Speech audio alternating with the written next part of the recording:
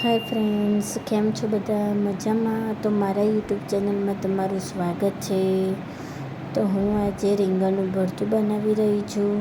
તો તમે આ રેસીપી જોવા માટે લાસ્ટ સુધી જોજો.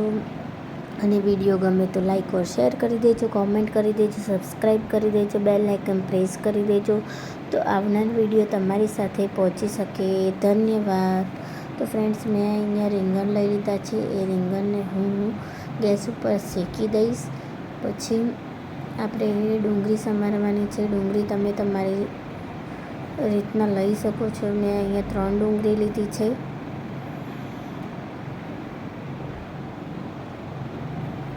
રીંગણનું ભરતું એ શિયાળામાં ખાવાથી મસ્ત લાગે છે. શિયાળામાં બધા બનાવતા હોય છે, અને મને આજે રીંગણનું ભરતું ખાવાની ઈચ્છા થઈ તો ચલો બનાવી દઈએ આજે, અને ફ્રેન્ડ સાથે આ વિડીયો શેર બી કરી દઈએ. તો મેં અહીંયા ડુંગળી કટરમાં એડ કરી છે.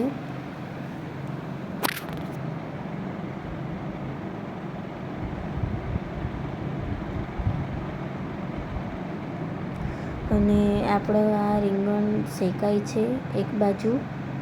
આ જુઓ ફ્રેન્ડ્સ, આ રીતના એકદમ બ્લેક થઈ જવું જોઈએ. અને હવે આપણે બીજી રીંગણને આપણે શેકી દઈશું.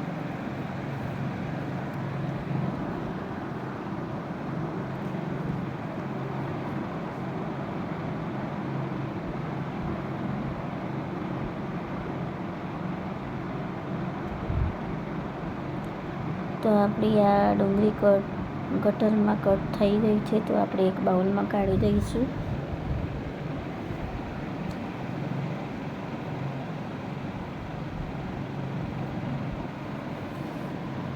પછી મેં અહીંયા 3 ટામેટાં લીધા છે, પણ હું 3 ટામેટાં એડ નથી કરવાની, હું 2 જ ટામેટાં એડ કરવાની છું. તમે ટામેટાં તમારા પ્રમાણમાં લઈ શકો છો ફ્રેન્ડ્સ. અને ગાજર, વટાણા, લીલા વટાણા, લસણ એ બધું તમે એડ કરી શકો છો. પણ મારા જોડે અહીંયા આટલું અવેલેબલ છે, એ હું એડ કરું છું.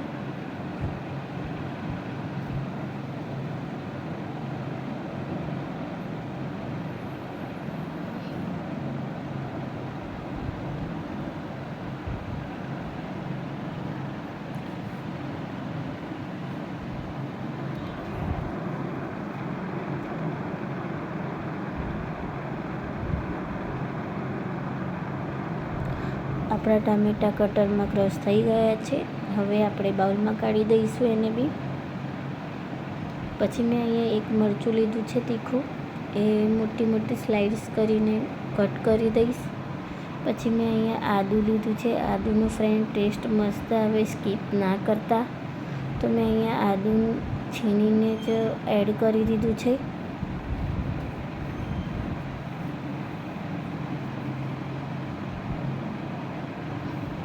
આ આપણા રીંગણ રેડી થઈ ગયા છે. થોડા ગરમ છે, એ રીતના જ આપણે પડ ઉખાડવાનું છે એનું, રીંગણનું. જુઓ આ રીતના ફ્રેન્ડ્સ.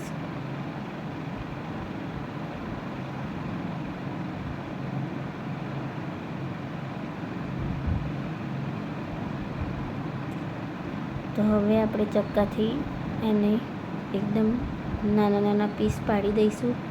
આ બહુ ગરમ છે, ગરમમાં જ તમારે ટ્રાય કરવાનું છે. બહુ જ ગરમ લાગે છે એટલે ફ્રેન્ડ્સ. જો આપણું આ બધું જ મસ્ત રીંગણનું એકદમ નાના નાના પીસમાં મેં કટ કરી દીધા છે. હવે ગેસ ઓન કરીશું. એક તોરી મૂકી દઈશું. આપણે શાક વઘારવાનું છે. રીંગણનું ભરતું એકદમ ઇઝી જ છે ફ્રેન્ડ્સ, બધાને આવડી જાય બનાવતા. તો મેં અહીંયા સૌપ્રથમ રાઈ એડ કરી છે 2 ચમચી.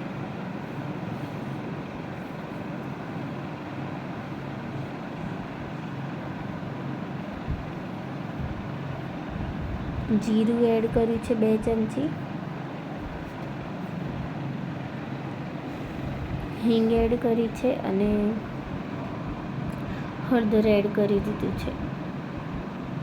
અને આ જે ડુંગળી ટામેટાં પછી આદુ મરચું એ બધું હતું સમારેલું, એ બધું આપણે આની અંદર એડ કરી દેવાનું છે તહોરીમાં. અને બધું સારી રીતના આપણે મિક્સ કરી દઈશું, બધું હલાવી દઈશું.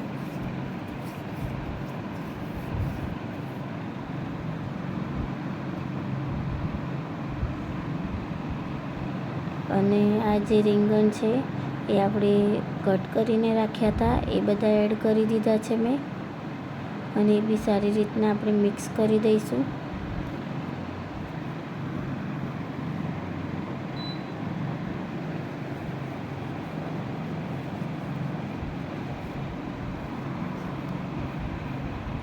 અને મેં અહીંયા મીઠું એડ કર્યું છે.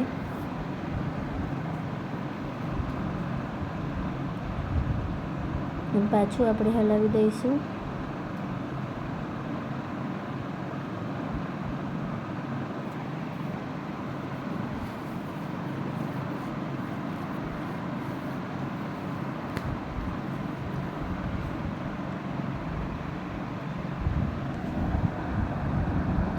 હવે આપણે થોડીક વાર માટે ઢાંકી રાખીશું, 15-20 મિનિટ માટે, કેમ કે બધું શાક ચડી જાય.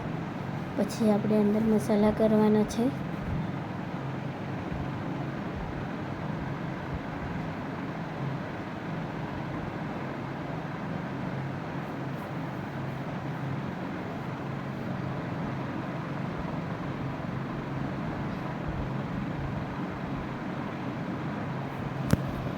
આપણે ફરીથી ખોલીને પાછું જોઈશું અને હલાવીશું.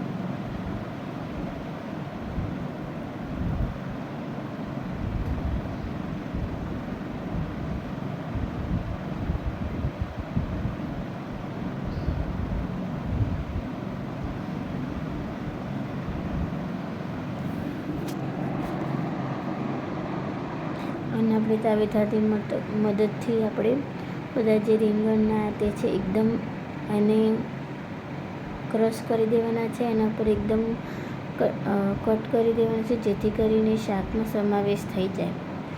આ આપણું શાક મસ્ત ચડી ગયું છે. અને હવે આપણે મસાલા કરી દઈશું. મેં કાશ્મીરી મરચું એડ કર્યું છે, લાલ મરચું એડ કર્યું છે, 2 ચમચી ભરીને એડ કર્યું છે, અને ધાણા જીરું એડ કર્યું છે. હવે બધા જ મસાલા આપણે એડ કરી દીધા છે, એટલે હલાવી દેવાનું આપણે મસ્ત રીતના.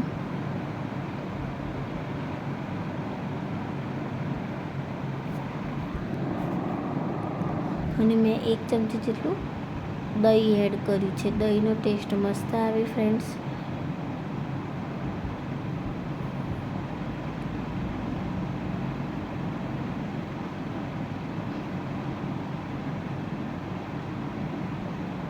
આપણે સારી રીતના હલાવીને એકદમ મસ્ત શાક જેવું ટેસ્ટી એકદમ દેખાવામાં અને મોઢામાં પાણી આવી જાય એવું રીંગણનું ભરતુંનું શાક છે ફ્રેન્ડ્સ.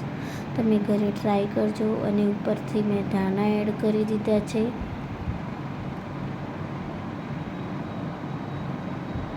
અને બધું જ તેલ જો ઉપર આવી ગયું છે. આપણું શાક એકદમ ટણાટણ થઈ ગયું છે, મોઢામાં પાણી આવી જાય એવું. જુઓ ફ્રેન્ડ્સ, આ આપણું રીંગણનું ભરતું રેડી છે. હવે આપણે સર્વ કરી દઈશું.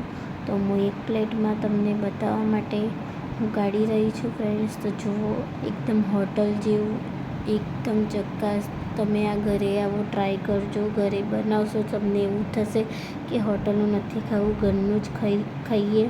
અને ઉપરથી ફરીથી મેં ધાણા એડ કરી દીધા છે. અને ધાણા તો હેલ્થ માટે બહુ સારા છે, શરીર માટે આપણા, અને હેલ્ધી છે. તો આપણું આ રેડી શાક. Okay, bye bye friends.